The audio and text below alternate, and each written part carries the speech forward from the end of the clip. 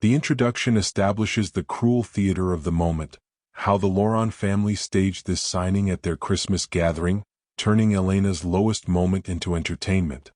It contrasts the warmth of the decorated room, the glowing tree, the silver-haired grandparents smiling in the background, the crystal glasses, with the ice in their hearts. Elena's simple gray sweater becomes a symbol of how she never quite fit their world of designer labels and old money, though they never knew she chose simplicity rather than settling for it. Before we continue, welcome to Brittany's Stories. This is the home of powerful, emotional, and unforgettable stories, filled with drama, secrets, unexpected twists, and life-changing moments. Each story is crafted to entertain, inspire, and keep you thinking long after the video ends. If you love shocking reveals, hidden identities, billionaire secrets, and stories that touch the heart, you're in the right place. Like our videos. If they move you, subscribe and turn on notifications so you never miss a new story. The pen felt like a lead weight, an anchor dragging Isabella Laurent toward a final, public drowning. In the modern, cold dining room of the Laurent estate, the air was thick with the scent of pine and expensive perfume, yet it felt as suffocating as a tomb. This was not a private tragedy, it was a choreographed performance. Across the long wooden table, the silver-haired Laurent grandparents sat like benevolent judges, their smiles polished and fixed, watching the scene with the quiet satisfaction of those who had finally pruned a dead branch from their family tree. To them, this was a necessary cleansing, a public dismissal of an ordinary girl who had never truly belonged in their world of silk and status.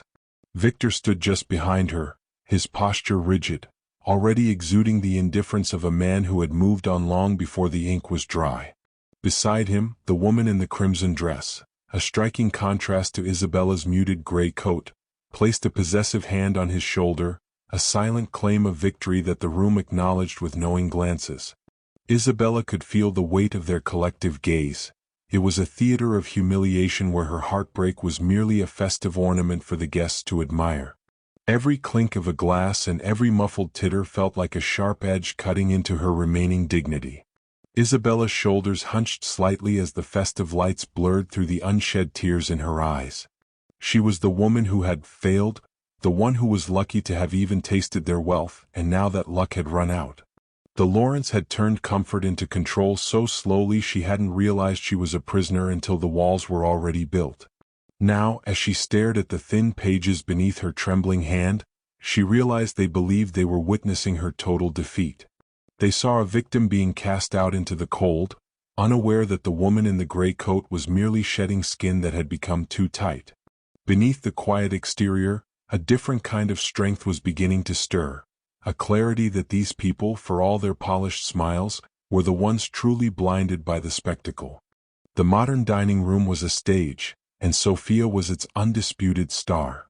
She stood beside Victor like a trophy recently won, the vibrant crimson of her silk dress cutting through the room's muted elegance like a wound. To the Laurents, Sophia was the upgrade they had long whispered about, a woman of impeccable pedigree and sharp ambition who understood that in this world, image was the only currency that mattered. While the silver-haired grandparents watched with approving nods, Sophia moved with a polished, predatory grace, her every gesture designed to command the attention that Isabella had always quietly shied away from. The contrast between the two women was more than a difference in style, it was a battle of philosophies. Sophia's red dress was bold and attention-seeking, a calculated display of power that mirrored the Laurents' belief that worth was measured by spectacle. She was the embodiment of what Victor's family demanded, someone who thrived on the clinking glasses and polished smiles of the elite. Isabella, meanwhile, remained wrapped in her understated gray coat, a garment that felt like armor against the biting cold of their judgment. To the guests, the gray was a symbol of her ordinary nature, a sign that she was weak and replaceable in a world that only valued the brightest lights. Sophia didn't need to speak to cast her shadow. She simply existed as the personification of Isabella's supposed failure. She leaned in toward Victor, her laughter harmonizing with the holiday music in a way that felt both rehearsed and exclusionary. Every time Sophia's manicured hand brushed Victor's sleeve, it served as a public reminder that Isabella's quiet substance was no match for the Laurents' preference for surface-level perfection. In their eyes, Isabella was the fading past, and Sophia was the glittering, ambitious future they had finally secured. Isabella watched the display with a silent, steady gaze, noticing how easily Victor slipped into this new, curated reality. She realized then that Sophia wasn't just his new partner. She was the mirror he used to convince himself of his own importance. 10. While Sophia played in the gallery, Isabella felt a strange, growing distance. The woman in red was a prisoner to the very approval Isabella was now signing away, tethered to a world of status and appearances that required a constant, exhausting performance. As the whispers grew louder, Isabella realized that her own ordinariness was actually her greatest shield, a mask that allowed her to see the room's true ugliness while they remained blind to her true power. Isabella's mind drifted back to the beginning, to the modest apartment filled with the scent of cheap coffee and second-hand books where she had first met Victor. In those days, she wasn't an heiress in a gilded cage. She was a woman working at a small nonprofit, finding joy in simple acts of kindness and the quiet anonymity of an ordinary life. She had deliberately stepped away from the burden of the Bennett Empire, choosing a world where her name didn't move markets and her father's shadow didn't dictate her value. She had wanted to be loved for the substance of her soul, not the size of her inheritance, and for a fleeting moment she believed Victor was the one who saw her. But the improvement began almost as soon as the vows were spoken. What Isabella saw as simplicity, Victor saw as a lack of ambition that needed to be cured. He didn't just want a wife, he wanted a project he could mold to fit the Laurent aesthetic. The comfort of their marriage quickly turned into a subtle, suffocating control, where her choice of clothing, her social circles, and even her soft-spoken nature were scrutinized. He tried to improve her by erasing the parts of her she valued most, her humility and her desire for a life without spectacle. She had given up her own dreams to maintain the peace, trading her pride for the sake of a man who measured love against status and appearances. He never understood that her restraint was a choice, not a lack of options, and that her ordinary life was a sanctuary she had built for herself. As the years passed, the love she thought they shared faded into a cold arrangement where she was merely an accessory to his image. Looking at him now, standing beside the vibrant red of Sophia, Isabella realized that Victor hadn't just tried to improve her. He had tried to replace her with a version of herself that never existed. The marriage was a ghost, a hollow structure that had collapsed long before she ever picked up the pen tonight.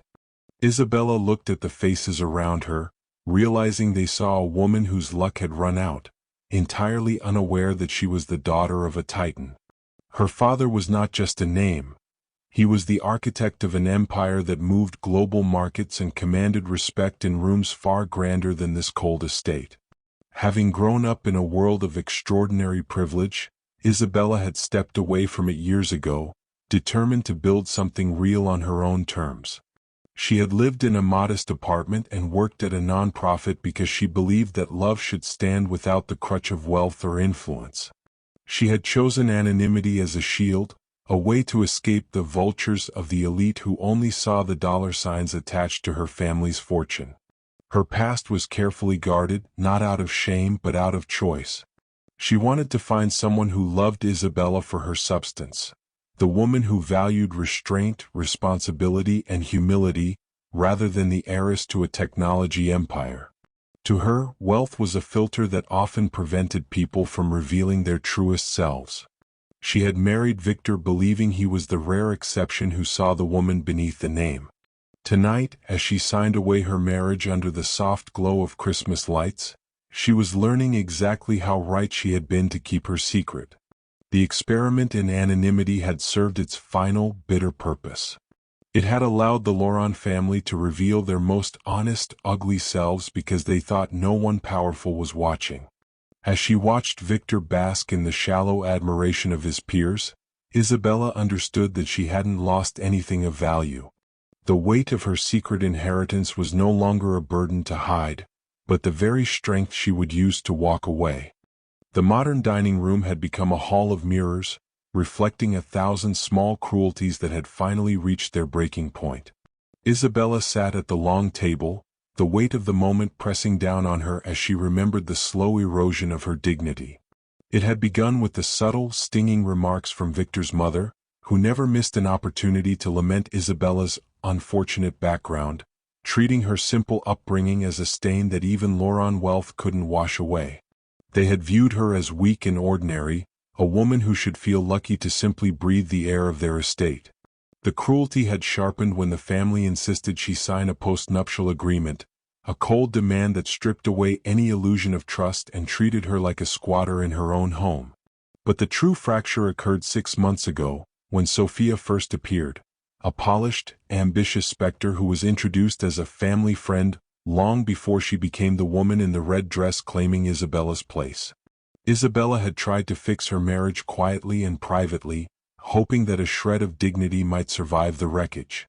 Now, as the laughter of the guests hummed around her, Isabella realized that the Laurents didn't just want her gone, they wanted her destroyed. The family's insistence on this public signing was the final act of a long play designed to prove she was replaceable. But as she stared at the papers, a strange, sudden calm settled over her. The pain was heavy and undeniable, yet beneath it stirred a profound clarity. She realized that this room and these people no longer had any claim over her future. What they mistook for her final defeat was in reality her ultimate release. She had learned silence long before she learned compromise, and that silence was now her greatest power. The modern dining room was a vacuum of sound, save for the rhythmic scratching of the pen and the distant, tinny cheer of a Christmas carol playing in the hallway. Isabella had just finished signing the second page when her phone, resting face down on the dark wood of the table, gave a sharp, insistent buzz. The vibration seemed to ripple through the glass of water nearby, drawing the irritated gaze of Victor's mother, who huffed at the intrusion into her carefully orchestrated theater of dismissal. Isabella hesitated, her pen hovering over the final line. She reached out and tilted the screen just enough to see the notification. It was an encrypted message from her father's chief assistant, a man who had known her since she was a child playing in the lobbies of Bennett Technology. The message was brief, stark, and carried the weight of an approaching storm. "We are 3 minutes away. The jet is grounded and the motorcade has reached the gates. Say the word, Isabella, and we reveal everything." For a heartbeat, the room seemed to tilt. The clinking glasses and polished smiles around her suddenly felt like fragile glass waiting to be shattered. Victor leaned over her shoulder, his scent of expensive cologne, the one she had bought for him, now cloying and foreign. "Ignore it, Isabella," he whispered, his voice dripping with a cold, practiced patience. "Just finish the last page so we can all move on with our lives. Sophia is waiting for me to open the vintage champagne." Isabella's finger hovered over the reply button, the blue light of the screen reflecting in her damp eyes. In this small, glowing rectangle lay the power to annihilate the Laurents' arrogance, to transform their knowing glances into looks of pure terror. She could sense the presence of her father, Noah Bennett, a man whose name moved markets, and who had always known her hidden strength, drawing closer to the estate. She looked up, catching Sophia's triumphant smirk as the woman in the red dress adjusted her posture, already acting as the lady of the house. Isabella felt the strange calm settle deeper into her bones. She wasn't just signing away a marriage, she was deciding exactly how she wanted to be reclaimed. Her thumb descended toward the screen, the choice between a quiet exit and a deafening revelation hanging by a single tap. She took a breath, the air in the room finally feeling lighter, as if the weight she had carried for years was already beginning to lift. The holiday music seemed to thin into a ghostly hum as the heavy oak doors of the Laurent estate swung open, admitting a chill that had nothing to do with the winter air. 3 men in impeccable charcoal gray suits stepped into the glow of the Christmas lights, their movements synchronized with a quiet, terrifying authority that immediately brought the room's chatter to a standstill. They did not look like party guests. They looked like the inevitability of a storm.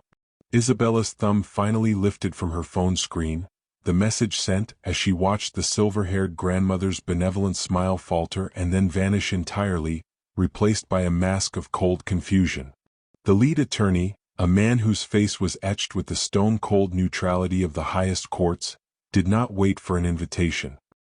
He bypassed the trays of champagne and the clusters of gawking socialites, coming to a halt at the long wooden table where the divorce papers lay like a discarded shroud. With a crisp, metallic click, he opened a leather briefcase and withdrew a sheaf of documents embossed with a seal that few in the room recognized, but those who did, the grandparents and Victor, felt their blood turn to ice. It was the mark of Bennett technology. "Mr. Laurent," the attorney began, his voice slicing through the festive atmosphere with surgical precision. "We are here on behalf of Isabella Bennett, daughter of Noah Bennett." A collective gasp rippled through the room, the name hitting the Laurents like a physical blow. The unfortunate background they had mocked was a lie Isabella had allowed them to believe, a veil that was now being stripped away to reveal a net worth that made the Laurent estate look like a dollhouse. The attorney laid a new set of documents over the divorce papers, pinning them down with a firm hand. "We are here to serve the final execution of the prenuptial and postnuptial agreements you were so adamant she signed," he continued, his gaze drifting momentarily to the stunned grandmother. "Per the clauses regarding infidelity and the breach of marital trust, documented extensively over the last 6 months, the Laurent family's claim to any shared assets is nullified. Isabella walks away with her full inheritance and her dignity intact. You, however, get nothing." Victor's face drained of color, his hand slipping from Sophia's shoulder as the woman in the red dress suddenly looked less like a triumph and more like a liability. The room, once a theater of Isabella's humiliation, had transformed into the site of the Laurents' ruin. Isabella stood slowly, her gray coat no longer looking like a shroud of weakness but like the understated armor of a queen. She didn't need to say a word, the truth settled heavily in the air, cold and absolute. The modern dining room, once a sanctuary of Laurent arrogance, transformed into a chamber of cold, suffocating silence. The vibrant crimson of Sophia's dress, which only minutes ago had signaled her triumph, now seemed garish and desperate, a loud, hollow scream against the sudden, crushing weight of the Bennett name. She shifted uncomfortably, the silk rustling in the quiet, her predatory grace replaced by the frantic blinking of someone who had realized they were standing on a collapsing stage. Victor's face had drained of all color, his skin turning a sickly, translucent gray that mirrored the very coat he had spent years mocking. He looked at Isabella as if seeing her for the first time, the ordinary woman he had tried to improve, now revealed as the daughter of a man who moved markets and commanded empires far grander than his own. The silver-haired grandparents, the architects of this public execution, felt their carefully constructed superiority crumble like dry ash. The benevolent smiles they had worn while orchestrating Isabella's dismissal were gone, replaced by the slack-jawed shock of those who had realized their grave mistake. They had treated her as a charity case, a nameless outsider lucky to breathe their air, only to discover that her personal net worth could have bought the Laurent estate 10 times over without a second thought. The very power they worshipped had been sitting quietly at their table for years, and they had been too blinded by image to recognize it. Isabella watched the unraveling with a quiet, steady satisfaction that required no outward display of malice. She didn't need to shout or gloat. The truth settled heavily in the room, more devastating than any verbal strike could ever be. She saw the knowing glances of the guests turn into looks of pure, unadulterated terror as they recalculated every insult and every cold shoulder they had offered her. For years she had valued substance over spectacle, and tonight, the spectacle had finally been revealed as a hollow fraud. As the Laurents' world fractured, Isabella felt a profound release, her dignity reclaimed not through revenge, but through the simple, undeniable power of being seen for exactly who she was. Isabella stood from the long wooden table, her movements fluid and steady, no longer weighed down by the cruel storm that had battered her heart all evening. She left the signed papers behind, a final, public farewell to a life that had prioritized status and appearances over her soul. As she walked toward the heavy oak doors, she didn't cast a single glance toward Victor, the woman in red, or the Laurent grandparents, whose world of polished smiles had effectively crumbled into ash. She stepped out into the crisp winter air, where the Christmas lights no longer seemed to mock her, but rather glowed with a more hopeful light.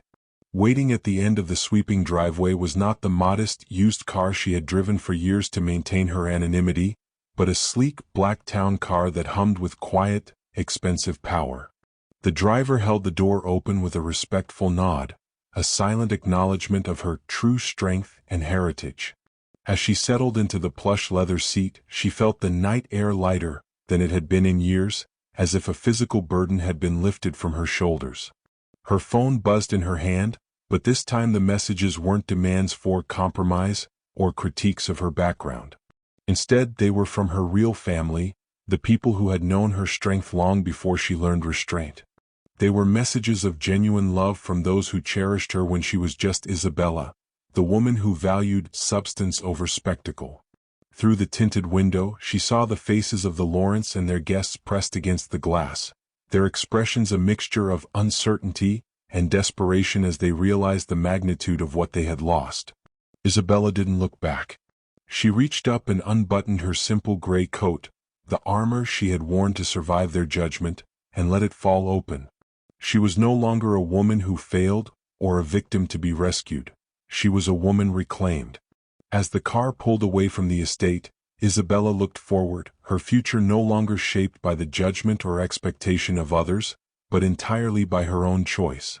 She was finally free to be her true self, entering a powerful new chapter where her value was no longer up for debate.